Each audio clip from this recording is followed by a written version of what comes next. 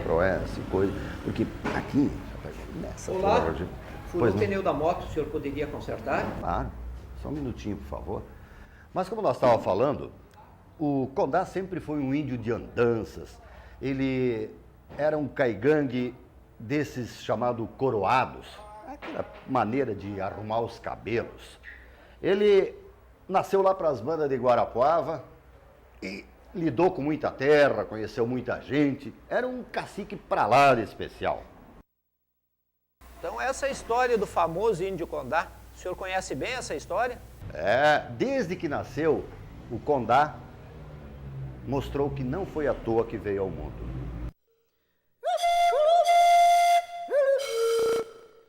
Ainda criança, o pequeno índiozinho demonstrava interesse em aprender a língua e entender a mentalidade do homem branco.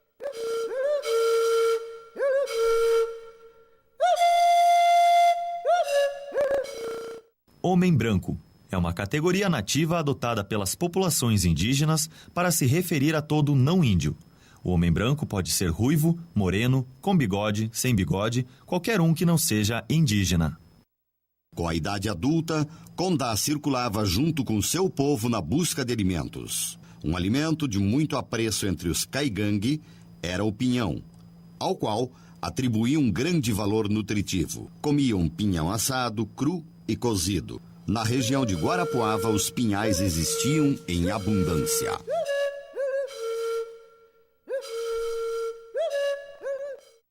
Guarapuava, nos Campos de Palmas, hoje está localizada na região centro-sul do estado do Paraná.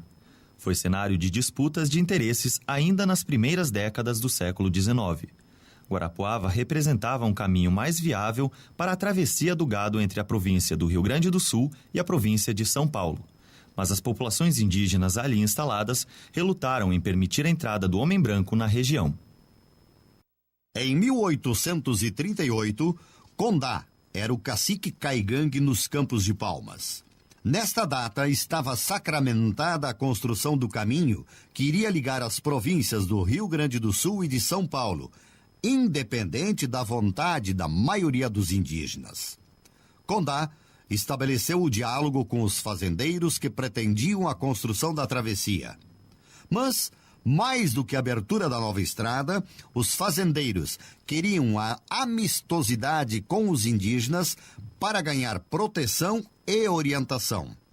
A confiança dos indígenas foi uma porta de entrada para a instalação das chamadas colônias militares. As colônias militares foram instituídas em 1859 sob o decreto número 2502 e foram destinadas à defesa da fronteira e à proteção dos fazendeiros da região. Em 1882 foram estabelecidas as colônias militares de Chopin e Chapecó, na atual cidade de Xanxerê. O principal objetivo dessas colônias militares era a defesa dos habitantes dos Campos de Palmas, do Herê e Guarapuava contra as possíveis invasões indígenas, facilitando o estabelecimento dos agricultores na região. Com a abertura do diálogo, Condá assumiu o papel de mediador entre o homem branco e os indígenas caigangue que moravam na região. A construção da estrada foi o primeiro indicativo para imprimir o modo europeu de progresso nas aldeias indígenas caigangue nos Campos de Palmas. A catequização indígena foi motivo de glória para os europeus que condenavam as crenças e ritos religiosos desses povos. Era preciso mudar os hábitos caigangues para salvar estas populações do que o bom Deus detesta e pune. Afinal, os indígenas praticavam sacrifícios humanos.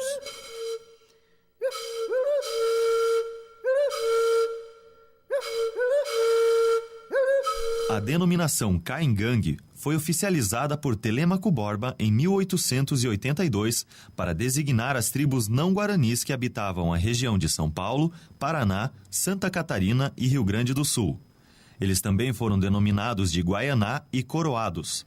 Os caingangues têm pele parda acentuada, estatura mediana e porte bem proporcionado. As tribos são formadas por famílias entrelaçadas e parentes próximos, respeitando sempre os interesses do grupo. Elas contam com o cacique geral, que centraliza o poder, sendo auxiliado por caciques subordinados e lideranças.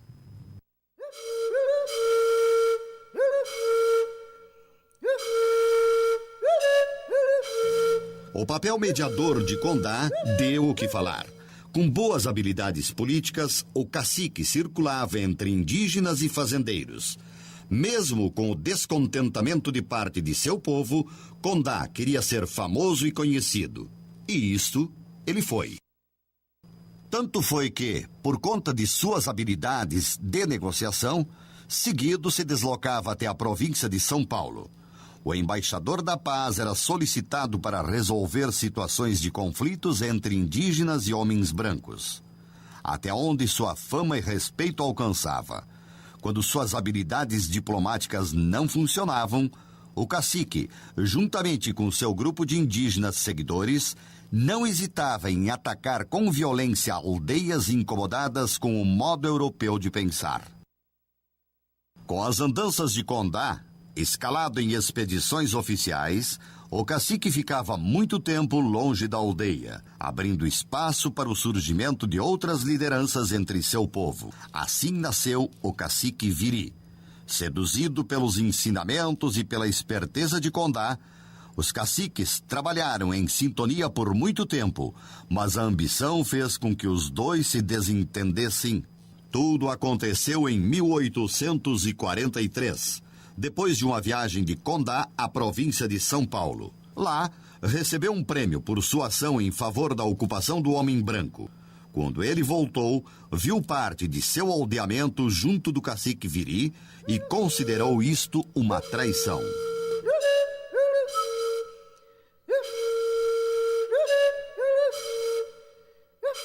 Brigado com Viri, Condá partiu para mais uma missão. Desta vez em Nonoai, na província do Rio Grande do Sul, a 8 léguas de distância de seu desafeto. A retirada estratégica do embaixador Condá dos Campos de Palmas contou com o auxílio dos fazendeiros. A desavença entre os caciques não era vista com bons olhos pelos colonizadores. A tensão entre os indígenas em nada contribuía no processo de colonização da região. O deslocamento do cacique evitou o confronto entre indígenas, liderados por Condá, e os liderados por Viri, ao passo que a região de Nonoai necessitava de um mediador para as hostilidades entre os índios e os homens brancos naquela região. Nas terras de Nonoai, Condá continuou desenvolvendo as mesmas funções que ocupava em Guarapuava. Como líder, apaziguava as relações dos índios com os fazendeiros, facilitando o povoamento do homem branco. Catequizava e orientava, evitando conflitos dos índios selvagens com os povoadores que vinham para a região. O pagamento de Condá pela função diplomática que exercia era o recebimento de soldos e títulos militares do governo, que sabia muito bem valorizar o seu trabalho.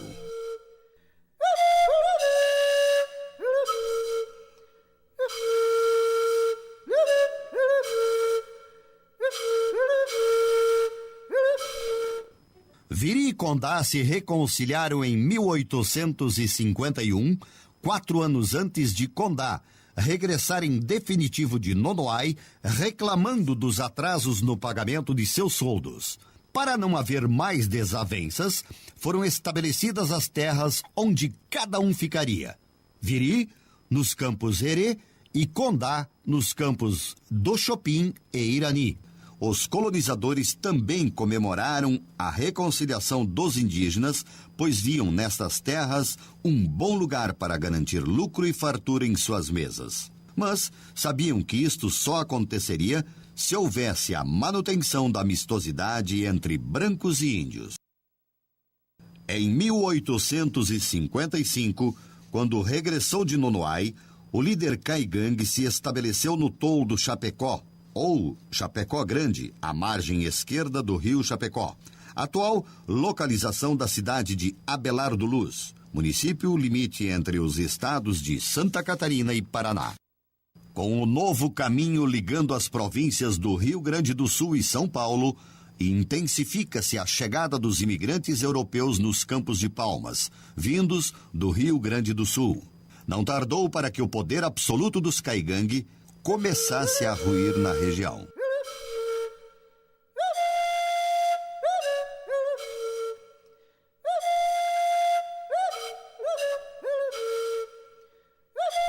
Através da mediação de Condá, os fazendeiros conseguiram imprimir seus valores étnicos sociais no espaço ocupado. O governo cedia regalias a Condá.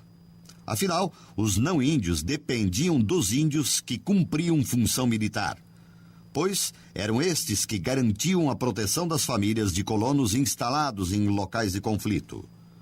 Em alguns momentos, Condá reclamava do seu pagamento. Dizia que não recebia por tudo que ajudava e ameaçava parar com as funções diplomáticas. O governo, então, era obrigado a negociar mais gratificações ao embaixador da paz. Condá, herói ou bandido, está marcado na história do processo de ocupação da região que hoje compreende o oeste catarinense, centro-sul do Paraná e norte do Rio Grande do Sul. O cacique Condá faleceu depois de voltar de Curitiba, na província do Paraná, em 25 de maio de 1870. Hoje, é chamado de bugreiro e de herói.